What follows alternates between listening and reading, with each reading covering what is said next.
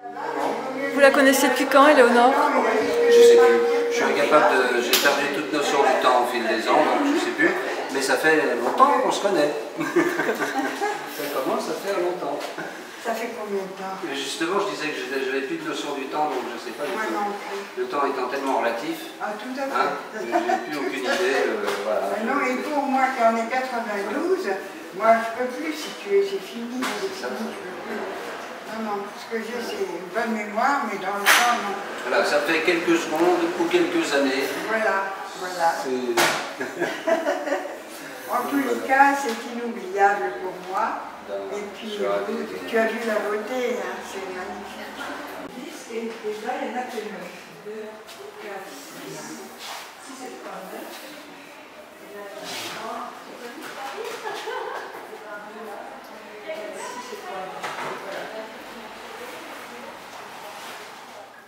D'abord, il y a l'œuvre de Schoeffer, une œuvre qui n'a jamais été vue.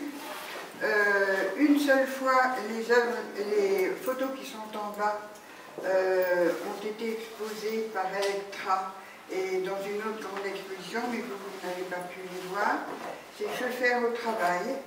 Et ici, vous avez à la fois des photos très anciennes tirées sur verre, avec le drap noir sur la tête de celui qui prenait les photos, qui sont sortis de mes archives, mais j'en ai énormément, c'est un vrai trésor, des premières photos de sculpture, de peinture. En même temps, vous avez des photos de 1975 qui ont été tirées avec le diversificateur optique que vous voyez là, manipulé par Nicolas Schoeffer, et qui est une de ses inventions, un de ses brevets, qui a été utilisé d'ailleurs par tous les moyens de communication par la suite, la télévision, etc. Et puis vous allez voir, on revient au verre. Les premières images sont sur verre, et celles d'aujourd'hui sont sur verre aussi. Tout ce que vous voyez ici a été tiré sur verre. Mais le clou de la soirée, c'est évidemment Michel Deneuve, qui a eu la gentillesse de venir avec son cristal bâché, dont vous pourrez admirer la beauté, et qui a été une des créations à la fois artistique et sonore, plastique et sonore, des frères Bachet. Les deux frères Bachet étaient grands amis de mon mari. Moi, j'ai mieux connu François Bachet, qui recevait toujours d'une façon très sympathique dans son atelier. Ils ont fait énormément de sculptures sonores, donc d'instruments de musique. Vous allez entendre cet instrument merveilleux qui fait des sonorités en rapport avec l'exposition, puisque ce sont des tiges de verre ou de cristal. Ça dépend. Celui-ci est en cristal. Celui-ci est en cristal. Ce sont de vraies tiges de cristal qui donnent les sonorités sous la main experte et mouillée de l'artiste. Voilà. Alors ça, c'est la deuxième partie de cette exposition aujourd'hui. Grâce à cet instrument, je peux parler d'autodidacte. Et j'ai voyagé partout dans le monde avec, j'ai eu cette chance d'être invité dans beaucoup de lieux.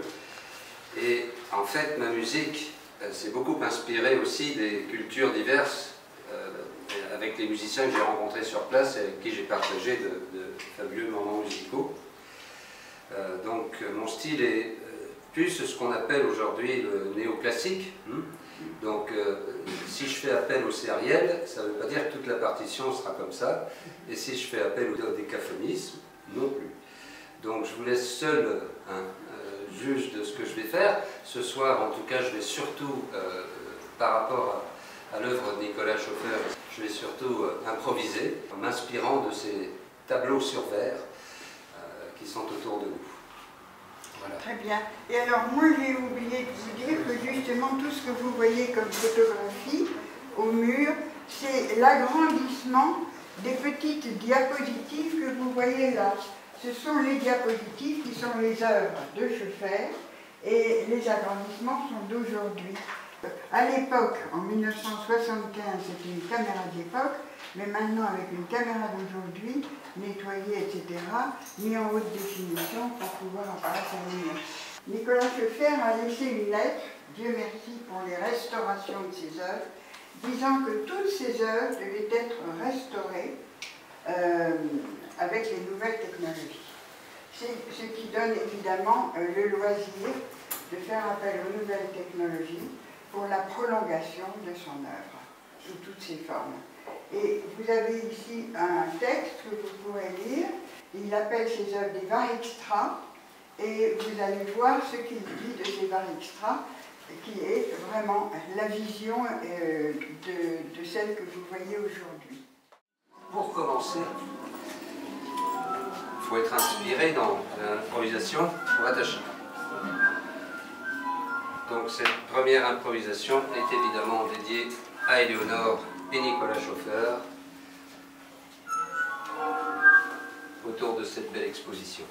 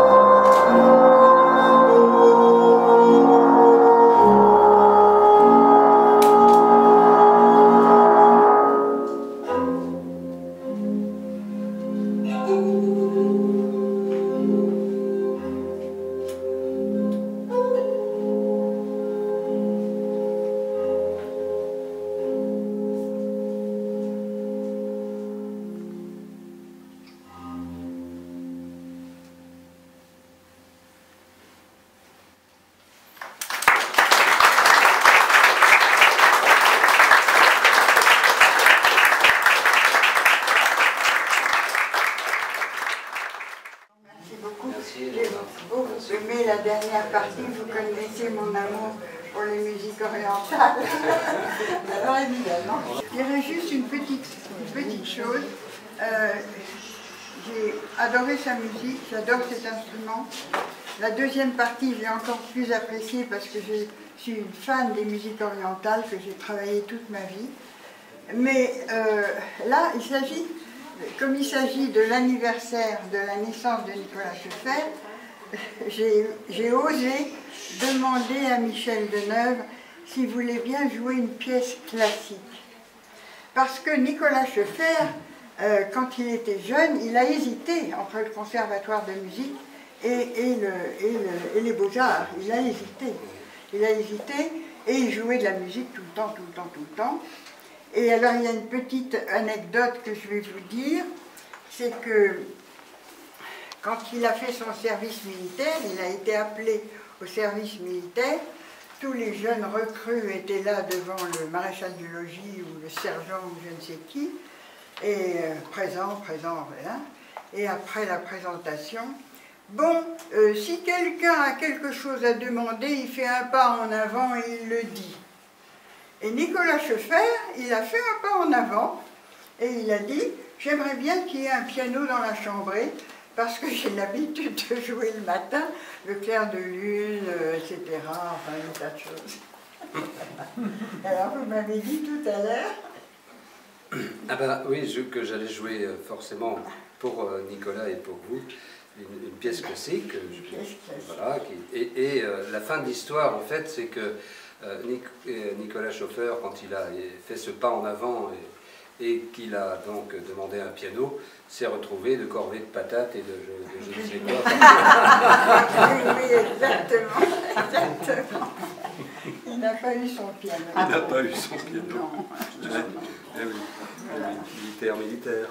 Oui, c'était un militaire. Alors voilà, vous êtes absolument libre de faire... De nous dire avec votre cœur et votre instrument ce que vous voulez nous dire ce soir. Et je vous remercie infiniment de ce grand plaisir et de ce grand honneur. Oh, bah, écoutez, il est bien partagé, hein, Léonore. Moi je suis ravi d'être là, merci de m'avoir convié à cette soirée. Je vais plutôt essayer de vous parler avec des notes de musique, ce sera plus facile pour moi. En tout cas, voilà, c'est...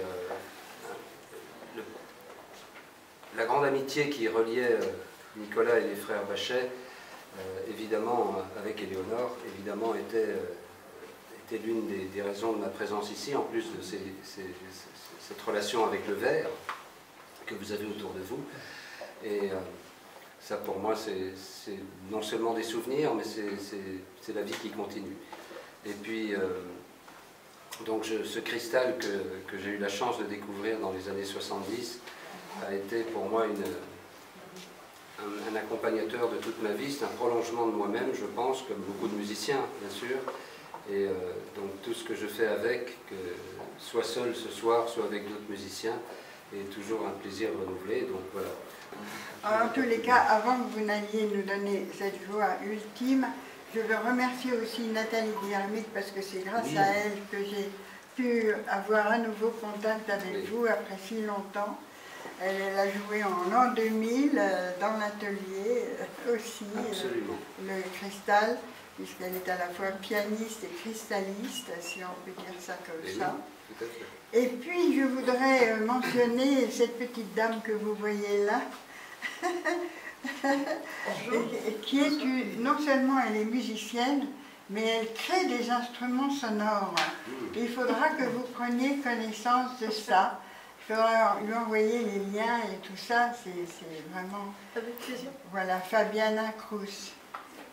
Merci de votre présence, Fabiana. Bachet ont été considérés comme les pères de la sculpture sonore dans les années 60, hein, donc c'est pas rien. Et c'est après qu'ils se sont vraiment mis à développer une facture instrumentale dont la pièce principale est ce cristal qui est ici. Donc voilà. Mais alors, j'évoque le premier instrument qu'ils ont créé. Ils n'avaient pas d'argent, ils voulaient faire le tour du monde et jouer de la musique. Et ils ont fabriqué une guitare gonflable. François. François. Qui a eu un prix au salon des découvertes, comment s'appelle Oui, les piles. Oui, Concours les piles. oui. Avec une guitare pneumatique. Vous savez, à l'époque, c'était la route. Hein, il y avait tous les routards qui ont récupéré au bord de la route avec leur guitare, leur sac à dos. Et Bachet avait pensé à une guitare pneumatique, c'est-à-dire que, en plus, il faisait lui-même un peu de show à cette époque-là, un peu de concert. Et il arrivait sur scène et il sortait un manche de guitare avec une armature et il gonflait un ballon.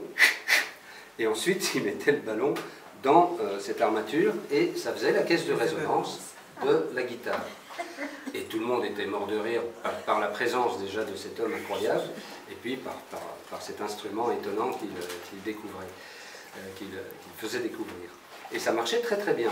Alors l'intérêt aussi de cet instrument, c'est que les Bachets prouvaient par la même occasion à toute la lutherie que le volume sonore pouvait être amplifié par un volume fermé, alors que tous les instruments que vous connaissez, notamment la guitare, évidemment, en rapport avec ça, a un trou dans la caisse, les violons, etc., enfin toute la facture instrumentale, il faut que le son sorte. Et eux prouvaient qu'avec un volume fermé, donc un ballon d'air, on pouvait amplifier aussi les sons. Donc ça, sur le plan acoustique, c'était assez intéressant. Et puis l'affaire s'est arrêtée là, il aurait pu faire fortune parce que tous les routards avec leurs grosses guitares et leurs gros sacs à dos, ils n'avaient plus que le manche à mettre dans une des poches et c'était bien pratique. Un producteur américain, un financier américain était prêt, vraiment à deux doigts de financer un développement industriel. Il repart en avion pratiquement avec les contrats dans la poche et l'avion disparaît, corps et âme, et là l'affaire s'arrête là. Je ne connaissais pas la deuxième partie de l'histoire. Voilà. Ah, oui, la guitare pneumatique, et on est resté là. Voilà. Bien. Merci beaucoup. J'ai quand même beaucoup parlé. Cette évocation, c'était gentil comme tout. Maintenant, on laisse la place à l'ineffable, aux 100 mots. 100 mots.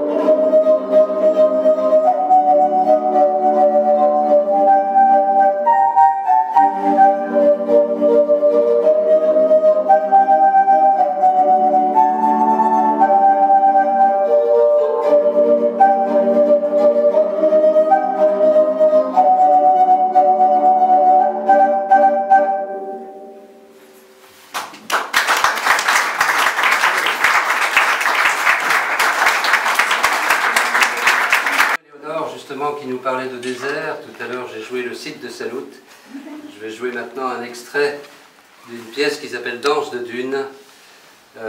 Une réduction pour cristal, puisque c'est pour Zarb, voix soprano, violon, cristal et contrebasse. Voici une variation de Dune.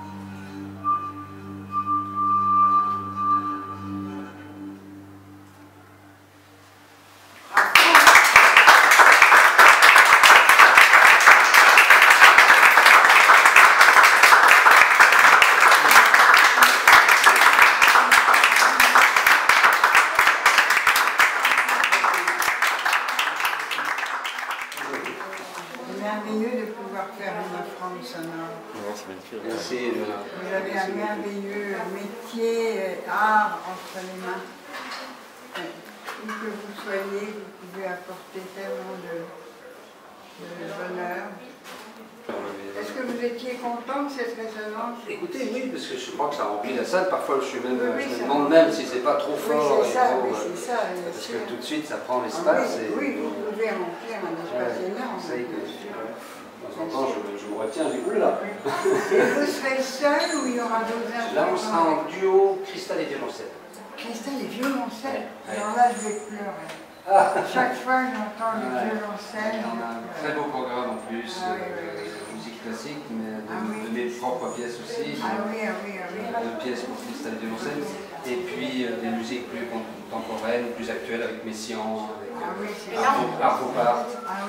C'est vrai qu'il y a du violoncelle parfois. Oui, je suis sûre que si on ferme les yeux, on a l'impression qu'il y a plein d'instruments. Ouais, ça suggère ça, c'est ça qui est bien. Je pensais pas qu'on pouvait entendre une composition aussi classique en fait. Oui, voilà, c'est à la fois expérimentale et musée sur l'adagio del Belloni.